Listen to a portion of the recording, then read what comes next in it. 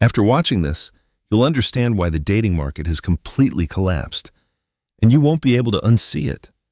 Most people think men stopped approaching women because they're weak, afraid, or just lazy. That's what women tell themselves to avoid the uncomfortable truth, but I'm going to show you what's actually happening behind the scenes. Men haven't stopped approaching because they lack courage. They stopped because they ran the numbers. They did a cost-benefit analysis, and the math doesn't work anymore. The risk? Catastrophic. The reward?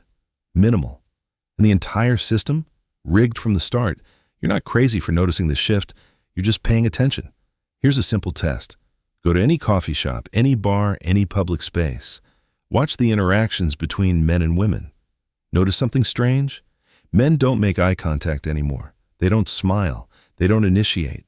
They walk past attractive women like they're invisible. And this isn't accidental. It's strategic survival. Your grandfather could approach a woman, be politely rejected, and move on with his day.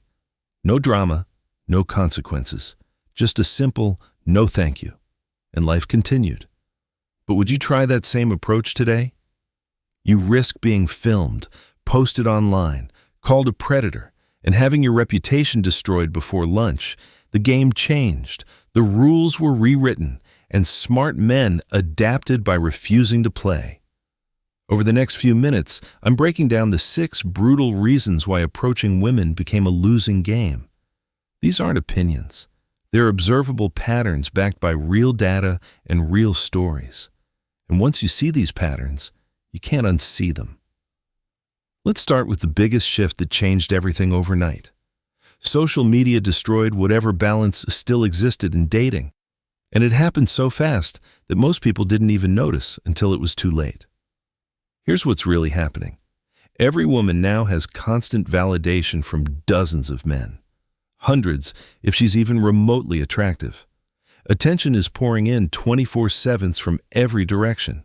Instagram DMs from guys she's never met.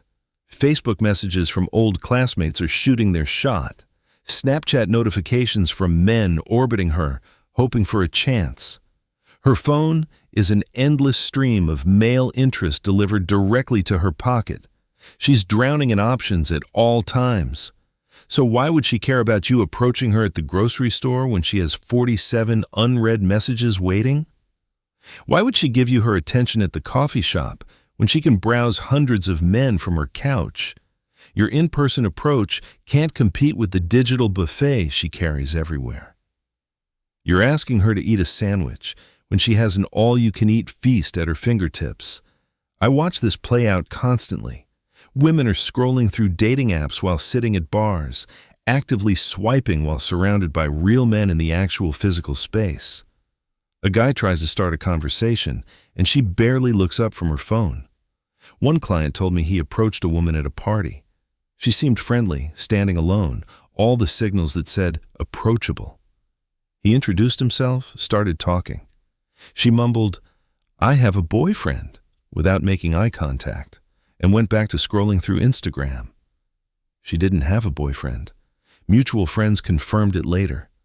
She just couldn't be bothered to engage with someone in real life when the digital validation was more convenient, more controllable, more instantly gratifying. But here's where it gets worse. Because the digital attention isn't just competition, it's creating something far more dangerous. Every interaction now comes with a digital guillotine hanging over your head. One wrong move, one uncomfortable moment, and your life can be destroyed by dinner time. 1 in 3 women will film interactions they don't like and post them online. And here's the terrifying part. You don't even need to do anything wrong. She just needs to feel uncomfortable, which is entirely subjective and changes based on whether she finds you attractive. Let me tell you about a client of mine, successful engineer, good guy, respectful. He approached a woman at a bookstore with a polite introduction. She wasn't interested. He took the rejection gracefully and walked away. He thought nothing more of it. She filmed the entire thing, edited out his polite behavior, posted it on TikTok with, "Why do men think they can just talk to us?" It got 400,000 views. His face was completely visible. His coworkers saw it. People he did business with saw it. HR called him in for a conversation about his behavior outside of work. He did absolutely nothing wrong, but his career was damaged, his reputation was questioned, and his life was complicated because one woman decided to weaponize a normal social interaction for internet clout. This isn't rare. This is the new normal. Women are creating content out of your approaches. Rejection videos are a genre now. Watch me reject this creep gets views, gets likes, gets validation, and you become the villain in someone else's story, whether you deserve it or not. Your grandfather's polite approach at a coffee shop? Today, that's potential viral content. That's a TikTok waiting to happen. That's your face attached to creepy guy forever. The digital record is permanent. Screenshots live forever. And one woman's decision to frame you as a predator can follow you for years, but the viral risk is just one layer. Because there's something even more insidious happening with how women judge your approach before you even open your mouth. Here's the part that makes men's heads explode. The reality that breaks the entire framework of just be respectful. The same approach is either charming or creepy, depending entirely on whether she finds you attractive. Not your behavior, not your words, not your respect level, not your intentions, just your face, your height, and your status. A good-looking guy can be forward, sexual, even crude in his approach, and it's confident. He knows what he wants. So refreshing. An average guy makes gentle small talk with perfect respect, and he's creepy. He's trying too hard. And why can't men just leave women alone? Same behavior, same words, same respectful tone. Completely different outcomes based on factors you can't control, factors you were born with or without. I ran an experiment with 2 clients. One guy is 6'2", good-looking, successful career, objectively attractive by any standard. His friend, 5'7", average-looking, same job, same income, same social skills. They approached women at bars for a month using the same lines, the same approach, the same respect. The tall, attractive guy, 60% success rate getting numbers. His average-looking friend, 5% success rate, 12 times worse. Same words, same respectful approach, 55% difference in outcomes based purely on genetics, on things neither of them chose. Watch how women react to approaches from attractive men versus average men. You'll see the pattern immediately. The attractive guy gets smiles, open body language, and engagement. Phone numbers were handed over eagerly. I'd love to grab coffee sometime. The average guy using identical words gets one-word answers, closed body language, and quick exits. I have a boyfriend, whether she does or not. You're being judged before you open your mouth, sentenced before the trial, and the verdict is based on whether your face meets her standards. Then women claim men don't approach anymore. Men aren't confident. Men are too scared. They do approach. You just don't notice because you're rejecting them before they finish their opening line, erasing them from your perception because they don't meet your attractiveness threshold. But the genetic lottery isn't the only trap waiting for you, because even if you're attractive enough to get past the initial judgment, there's a legal minefield that can destroy you anyway. Let's talk about the legal reality men are navigating every time they consider approaching a woman. The actual laws and policies have turned normal courtship into potential crimes. In many places, persistent approaching after rejection can be considered harassment. Following up after getting a number can be classified as stalking. Misreading signals can be categorized as assault. The legal definitions have expanded to criminalize behavior that every previous generation would have called normal dating. I had a client who went on 3 dates with a woman. 3 perfectly normal dates with mutual interest and escalating intimacy. They kissed on the 3rd date. She initiated it. She made the first move. 2 weeks later, she ghosted him completely, stopped responding, blocked him everywhere, disappeared without explanation. He texted twice, asking if everything was okay, just trying to understand what happened. "Hey, is everything okay?" Did I do something wrong? She reported him to the police for harassment, filed an actual police report claiming he was stalking her, that she felt unsafe, and that his messages were threatening. Police called him in for questioning, treated him like a criminal for sending 2 text messages. They couldn't charge him because he'd done nothing illegal. But the report exists permanently in the system, shows up on background checks, creates a permanent record that he was investigated for stalking even though he did nothing wrong. Then there's the workplace minefield. One guy complimented a coworker at a company event. A simple, respectful compliment appropriate for the setting. 1 sentence. "You look nice today." She reported him to HR for creating a hostile environment. He got written up. His promotion was delayed 6 months. His reputation was damaged permanently in that company, all for saying something every generation before him would have considered normal, polite, even kind. The Me Too movement was necessary to address real predators. Nobody debates that. But it created collateral damage nobody wants to acknowledge, a chilling effect on normal male behavior that extends far beyond punishing actual predators. Millions of normal men watched what happened and made a rational decision. The risk isn't worth it. Accusations don't require proof anymore. Being accused is enough to destroy you. Your intention doesn't matter. Only her perception matters, and her perception is reality by default.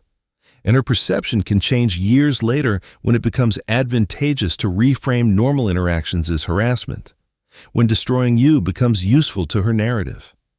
But even if you somehow navigate the legal minefield, there's still the daily hostility you'll face just for trying. Women today respond to approaches with hostility that previous generations would find shocking. Your grandmother might have said no thank you with a polite smile. That would be the end of it. No drama, no scene, just a respectful decline. Modern women act like you've assaulted them by saying hello, like your very presence is an attack. The disgust on their faces is visceral and exaggerated, performed for an audience. The eye rolls are theatrical, designed to humiliate you publicly. The loud rejections are crafted to make sure everyone nearby knows they said no and that you were wrong for even asking. They don't just decline, they punish you for daring to shoot your shot. I watched a man at a coffee shop approach a woman reading alone. His approach was a textbook respectful. "Excuse me, I know this is random, but I thought you seemed interesting. I'd love to grab coffee sometime if you're open to it." Polite, direct.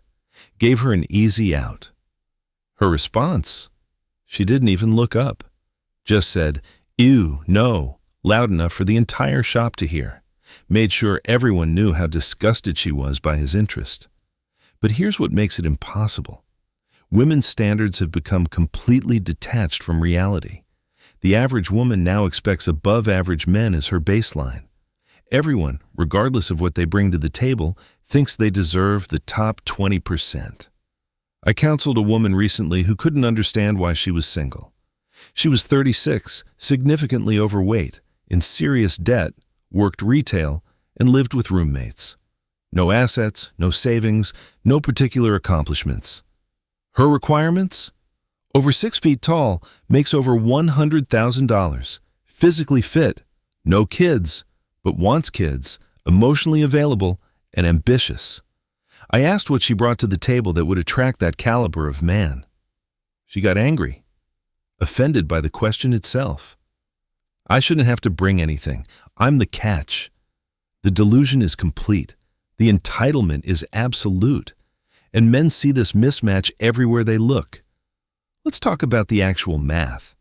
Because numbers don't lie, even when everyone else does. The average man needs to approach 20 to 30 women to get 1 phone number. Of those, maybe 20% turn into actual dates. That's 100 to 150 approaches per date. But here's where it gets brutal. Each of those 100+ rejections isn't neutral anymore.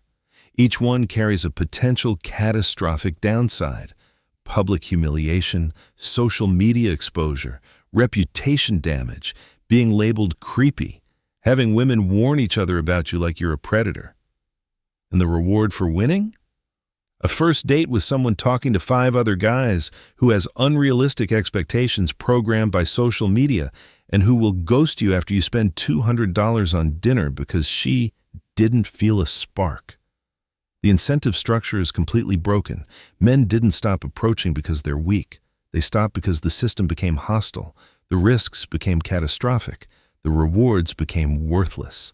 The game changed. The rules were rewritten against men, and smart men adapted by refusing to play. Women wanted independence. They got it. Men wanted appreciation. They didn't get it. So men chose themselves.